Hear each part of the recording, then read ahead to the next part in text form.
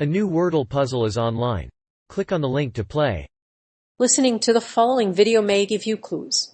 Please like and share the videos. The Press Gaggle of Press Secretary Jen Psaki. In the Press Gaggle of Press Secretary Jen Psaki, the President is asked about the economic agenda and President Putin's message to the rest of the G7. In this piece, Psaki takes questions from progressives and other groups. She also answers a question from a progressive reader. What should be the focus of President Obama's outreach? How should he approach COVID? Press Gaggle by Press Secretary Jen Psaki. Former Press Secretary Jen Psaki is leaving the White House. After a rough start, she has become the White House spokesperson the press loves. She has been in charge for the Russian invasion of Ukraine and the spread of the COVID-19 virus, both of which she covered. When she was first appointed to her job, she was expected to return the White House's credibility with the press. She even brought back daily press briefings, which had disappeared in the second half of the Obama administration. But her tenure was short and she was reassigned to her new job at Psaki yesterday. President Obama spoke at an Amtrak celebration to celebrate their 50th anniversary. The White House is a strong supporter of Amtrak, which is popular in Philadelphia. The Institute on Taxation and Economic Policy, ITEP, released a report stating that the president's tax reform proposals would affect only a small fraction of taxpayers, but that they would make the tax system fairer for all. In addition to tax reform, the American Families Plan would cut billions in taxes for lower and middle-class Americans and make critical investments in infrastructure. As for the president's trip to Mexico City, he is expected to meet with members of Congress and other foreign leaders. While he is in the region, the president is expected to discuss his trip and infrastructure. He will also talk to members of Congress who are running for re-election. Among the many issues he plans to discuss are tourism, trade, and immigration. President Putin's message to the rest of the G7. President Putin's message to the rest of Europe has a complex geostrategic significance, but it may have a broader planetary impact. A G8 summit was supposed to take place in Sochi this year, but instead it was held in Brussels.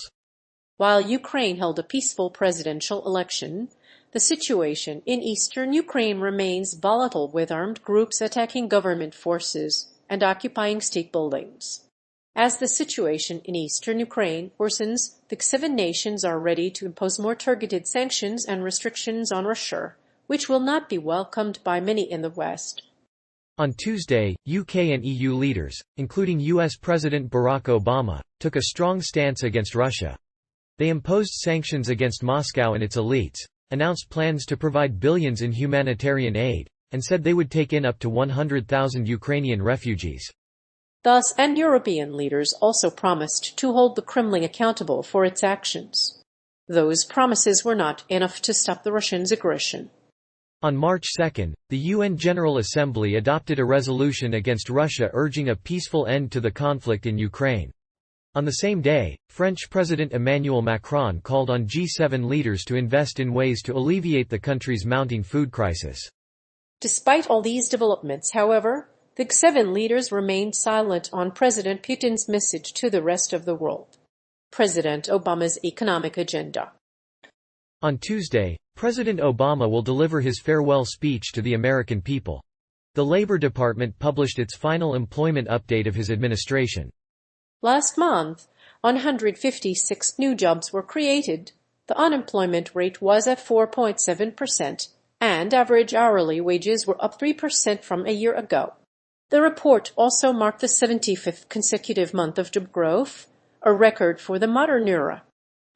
Despite these positive signs, there are concerns that the economy remains fragile. The president's long-term economic outlook is still troubling. The federal deficit is projected to increase over the next decade as retirement costs increase. President Obama was elected amidst an economy that was in recession and free fall. The country lost an average of 800,000 jobs per month. In January, the CBO projected a deficit of $1 trillion and an economy shrinking by 2.2%. While President Obama's short-term outlook is positive, the long-term outlook remains bleak despite the challenges facing Senegal. The administration is promoting trade with Africa, particularly the sub-Saharan continent. AGOA, or the African Growth and Opportunity Act, has been a cornerstone of U.S. trade policy with the region. It has helped strengthen regional integration and competitiveness, and has supported hundreds of thousands of jobs in Africa. It has also created more opportunities for trade with Africa, boosting global prosperity. COVID. President Obama today spoke with P+11 leaders and said that the group is continuing its efforts to help Ukraine.